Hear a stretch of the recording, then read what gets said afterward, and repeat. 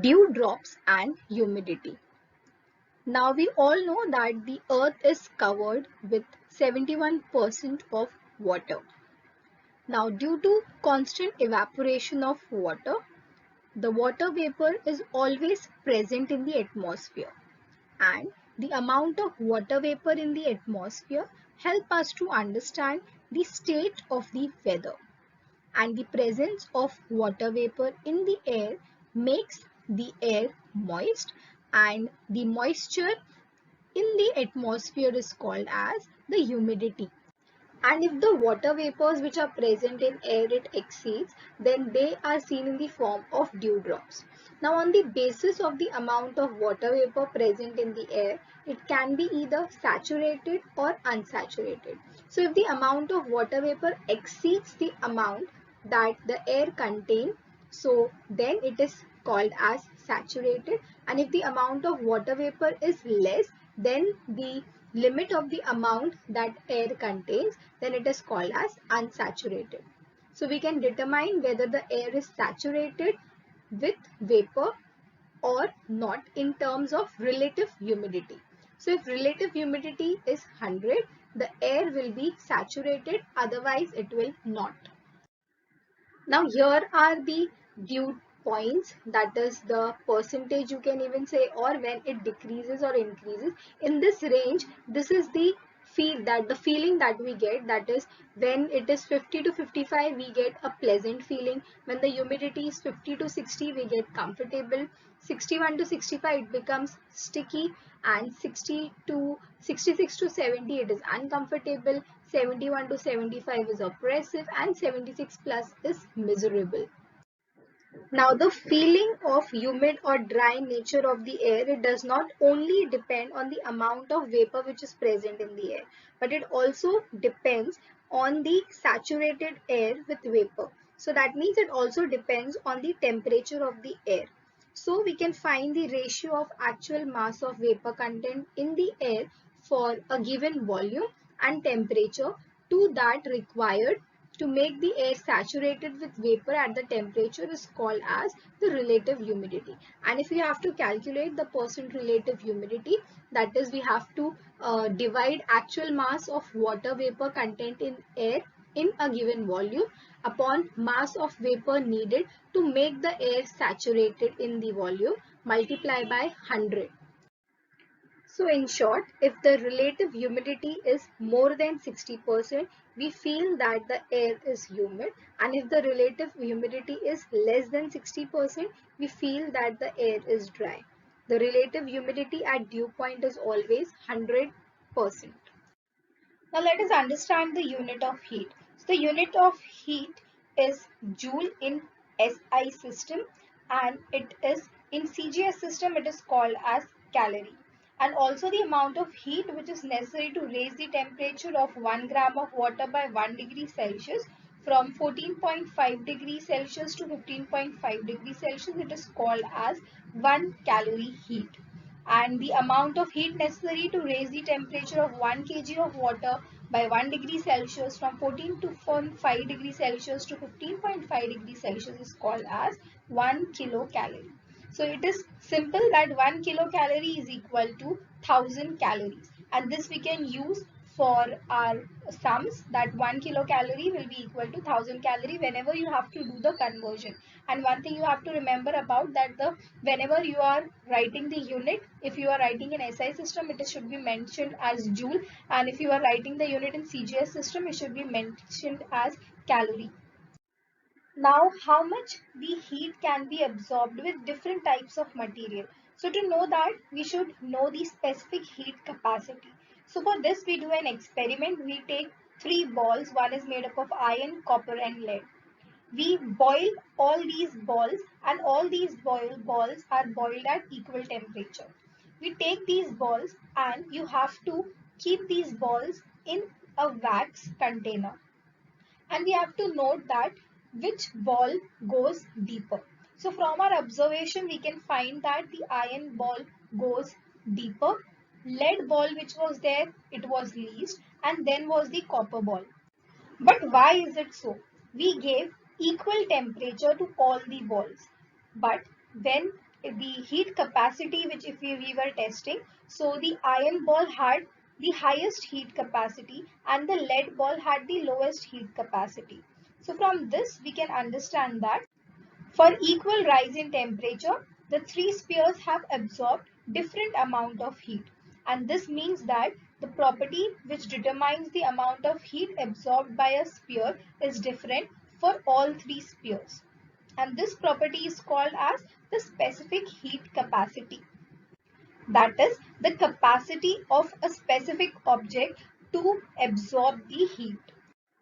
So if we have to define the specific heat capacity of an object, so it is the amount of heat energy which is required to raise the temperature of an unit mass of an object by 1 degree Celsius. And the specific heat capacity can be denoted by a small c. The SI unit is of heat, that is the specific heat capacity, is joule per degree Celsius kg, and CGS unit is calorie per gram degree Celsius. Now here in this table there are the specific heat capacity of various substances which are given, like for water, paraffin, kerosene, aluminium, then iron, copper, silver, mercury. If you will see, the highest is of iron. So iron has the highest capacity to absorb heat in it. So now if the specific heat of an object is C, that is as it is denoted by C, the mass of the object is M. And if the temperature of the object is raised by delta T degree Celsius. So what will happen? That the heat energy which is absorbed by the object is given by M, that is the mass, multiply by the specific heat, multiply by the delta T degree Celsius that was there. And in the same way, if the specific heat of an object is C and the mass of the object is M, and if the temperature of object now is decreased by delta T degree Celsius, then the heat energy lost by the object is again M into C into delta T. So by using this formula, we can calculate the heat absorbed, that is the heat energy which is absorbed by the object.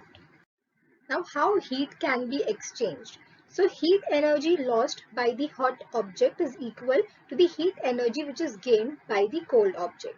So, if heat is exchanged between a hot and a cold object, the temperature of the cold object goes on increasing due to the gain of heat. It is gaining the heat, and that is why the temperature is increasing.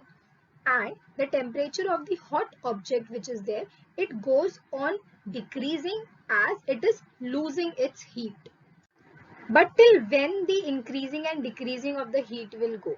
So the change in temperature will continue till the temperature of both the object, that is the hot object and the cold object, when both the object attain the same value, the change in temperature will stop.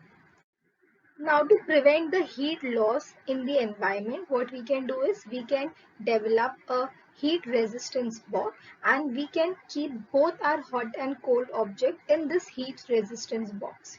So what will happen? That because of this box, there will be no energy that can flow from inside of the box to the outside of the box. And this is the principle of heat exchange, that is heat energy lost by the hot object is equal to heat energy which is gained by the cold object. Now, measurement of specific heat can also be done by another method, that is by mixing method, and we use a calorimeter for this. Now, what is there in calorimeter is we have a thermometer and we have liquid, that is water, inside the calorimeter.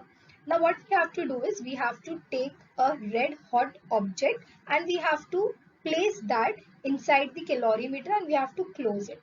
Now what will happen is, as the object is hot and the water is cold, so heat exchange will take place between the hot object and the water, and the calorimeter will start.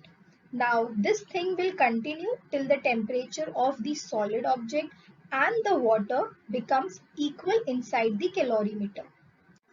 So through this, what we can say is that heat lost by the solid object, जो भी solid object ने heat lose किया है, that is equal to the heat gained by the water in the calorimeter and the heat gained by the calorimeter. So whatever the heat is there in the calorimeter and the heat which is there in the water which is present in the calorimeter, that is nothing but the heat which is lost by the solid object.